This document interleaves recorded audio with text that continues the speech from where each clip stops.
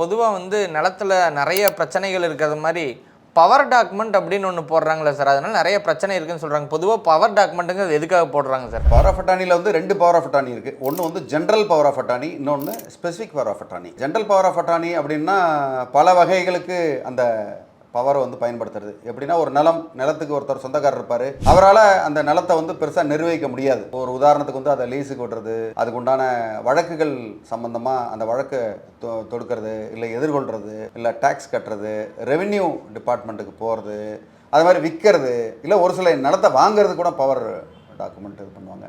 So ஒரு வேலைக்கு அதை அப்படி தனியாக கிளாஸிஃபையும் பண்ண முடியும். ஸ்பெசிஃபிக் பவர் ஆஃப் அட்டார்னின்னு ஒருத்தர் யாரால் முடியாதோ, அதிகமாக வெளியில் போய் அந்த வேலையை, அந்த நிலம் சம்மந்தப்பட்ட வேலையை செய்ய முடியாதவங்க இந்த மாதிரி பவர் இன்னொருத்தவருக்கு கொடுப்பாங்க.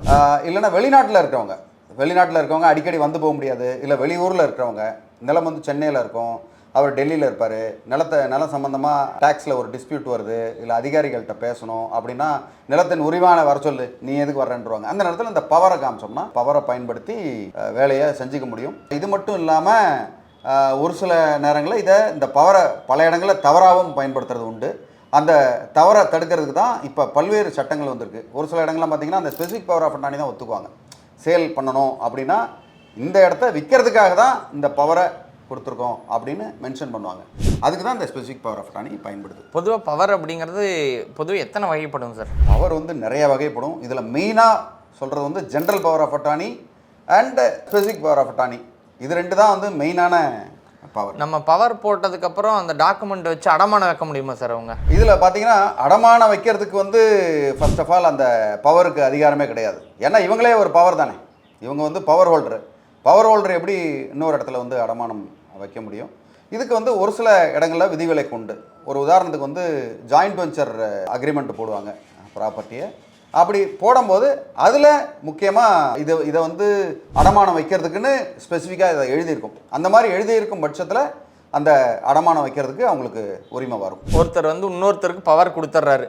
வாங்கின நபர் இதை நான் வேற ஒருத்தர்கிட்ட வச்சுட்டேன், அது ஏதாவது லீகலாக டிஸ்பியூட் ஆயிடுச்சுன்னா பவர் கொடுத்தவங்களுக்கு அந்த பிரச்சனை வருங்களா? ஒரு ப்ராப்பர்ட்டி அடமானம் வைக்கிறதுக்கு ஒரு பவர், ஒரு நிர்வகிக்கிறதுக்கு, நிலத்தை நிர்வகிக்கிறதுக்கு அதை அடமானம் போட்டு அந்த பணத்தை வச்சு அந்த நிலத்தை நிர்வகிக்கிறாங்க அப்படின்னு ஒரு காரணமாக வச்சுக்கலாம். ஒரு பவர் ஆஃப் அட்டார்னி அதை பண்ணுறாரு, அதுக்கு உண்டான பவர் இருக்குது, அதை எழுதி கொடுத்துட்றாரு ஓனர். அப்படி இருக்கும் பட்சத்தில் அந்த பணத்தை திருப்பி கட்டாத பொழுது நிலத்தை எடுத்துக்கிறதுக்கோ அதை அட்டாச் பண்ணுறதுக்கு பேங்க்குக்கோ மற்றவங்களுக்கோ அந்த ஃபினான்ஸ் இன்ஸ்டியூஷனுக்கு எல்லா ரைட்டும் வரும். அந்த இடத்துல பவர் ஆஃப் அட்டார்னி அவருடைய சொத்துக்களை பறிமுதல் பண்ணுறதுக்கெலாம் ஒன்றும் பெருசாக வர்றதுக்கு இல்லை. ஆனால் பர்சனல் கேரண்டின்னு ஒன்று போடுவார்.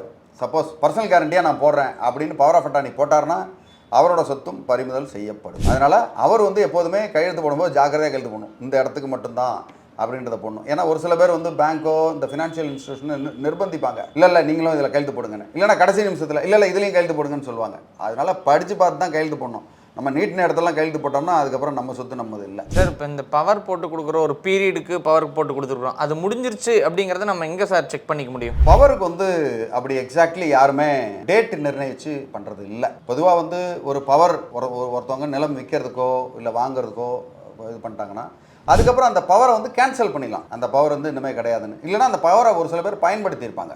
இந்த பவரை வச்சு பயன்படுத்தி விற்றுட்டாங்க அப்படின்னா அதே பவரை வச்சு திருப்பி விற்க முடியாது. ஒரு தடவை பயன்படுத்தினாங்கன்னா அந்த பவரை பயன்படுத்தினது தான். வாங்கிறதுக்கு அப்படி கிடையாது. ஒரு பவரை வச்சுக்கிட்டு நீங்கள் பல இடங்கள் வாங்கலாம். இல்லைனா அதுலேயும் ஸ்பெசிஃபிக்காக இருக்கும், இந்த ஒரு பர்டிகுலர் இடத்த வாங்குறதுக்காக பவர் கொடுத்துருக்கு அப்படின்னா அதுவும் நம்ம செய்ய முடியும். அதனால் கால அளவு பற்றி அதில் ஒன்றும் மென்ஷன் பண்ணுறதுக்கு இல்லை. சார், கடைசியாக ஒருத்தருக்கு விற்பனை செய்யும்போது பவர் போட்டு தர்றது நல்லதுங்களா, இல்லை கிரயமாக பண்ணி தர்றது நல்லதுங்களா சார்? விற்கும்போது பவர் போட்டு பண்ணுறதே தப்பு. அப்படி பண்ணக்கூடாது. விற்கிறீங்க, ஒருத்தருக்கு இவர் தான் இன்னார்னு முடிவு பண்ணிட்டா அவங்களுக்கு சேல் டீட் தான் பண்ணணும், ஒப்பனை பத்திரம் தான் போடணுமே தவிர அவர்கிட்ட போய் பவர் கொடுத்து நீங்கள் யாருக்குன்னா விற்றுக்குங்க அப்படின்றது ஆக்சுவலி பார்த்தா அது ஒரு மோசடி. அந்த மோசடி அந்த பத்திர செலவை குறைக்கிறதுக்காக ஒரு சில பேர் அதை செய்கிறாங்க. அது ஆபத்தும் கூட. அந்த பவர் ஹோல்டர் என்ன காரணம் அப்படின்னா, சப்போஸ் பவர் ஹோல்டரோ இல்லை பவர் கொடுத்தவரோ யாராவது ஒருத்தவங்க இறந்து போயிட்டாங்கன்னா அது செல்லாது. நீங்கள் எவ்வளோ பணம் கொடுத்துருந்தாலும் பவர் தான் கொடுத்துருக்கு அவ்வளோதான் அப்படின்னு போனாங்கன்னா அதுக்கப்புறம் நீதிமன்றம் போனாலும் நீங்கள் ஒன்றுமே செய்ய முடியாது. அதனால் அந்த மாதிரி பெரிய ரிஸ்க்கெல்லாம் இருக்குது. ரெண்டாவது அது சட்டவிரோதம் கூட. அதை வந்து பெரும்பாலும் நிறையா பண்ணுறாங்க. பட் அதை பண்ணக்கூடாதுன்றது தான் என்னுடைய கருத்து. சார் இப்போ கிஃப்டட் சேல் டீட்னு சொல்கிறாங்களே சார், அது யார் யார் உறவுக்குள்ள மட்டும்தான் அது பண்ணிக்க முடியுமா சார், இல்லை வெளிநபர்கள் கூட பண்ணலாங்களா சார்? gift வந்து ஒன்லி blood ரிலேஷனுக்குள்ளே தான் மட்டும்தான் பண்ண முடியும். நீங்கள் அடுத்தவங்களுக்கு போய் gift பண்ணுறேன், அதுக்கு உண்டான கன்செஷனு அதில் வந்து 11% இருக்குது, 10% இருக்குது, இதில் வெறும் 1% இல்லை வெறும் 1000 கணக்கில் பண்ணிடலாம் அப்படின்லாம் பண்ண முடியாது. gift deed வந்து ஒன்லி blood ரிலேஷனுக்கு மட்டும்தான் நீங்கள் கொடுக்க முடியுமே தவிர அடுத்தவங்களுக்கு அதை விற்பனைக்கு பண்ணி பத்திரப்பதிவு செலவு குறைக்கிறதுக்காக அதை பண்ண முடியாது. மேலும் இது சம்பந்தமான பத்திரம் பதிவு பண்ணுறது, அது சம்பந்தமான வேறு ஏதாவது சந்தேகங்கள் இல்லை பிரச்சனைகள் ஏதாவது இருந்ததுன்னா தாராளமாக என்னை அணுகலாம். என்னுடைய வாட்ஸ்அப் நம்பருக்கு, டிஸ்கிரிப்ஷனில் கொடுத்துருக்குற நம்பருக்கு நீங்கள் வந்து வாட்ஸ்அப் பண்ணலாம், உங்களுக்கு ஆன்சர் பண்ணுவேன். அது மட்டும் இல்லாமல் இமெயில் கூட பண்ணலாம். இமெயில்னால் டீட்டெயிலாக நீங்கள் பண்ணலாம். டீட்டெயிலாக நீங்கள் பண்ணிங்கன்னா உங்களுக்கு பொறுமையாக நிதானமாக எல்லாத்தையும் படித்து பார்த்து கூட உங்களுக்கு பத்திரத்தெல்லாம் படித்து பார்த்து உங்களுக்கு ஹெல்ப் பண்ணுறதுக்கு நான் தயாராக இருக்கேன். நன்றி, வணக்கம்.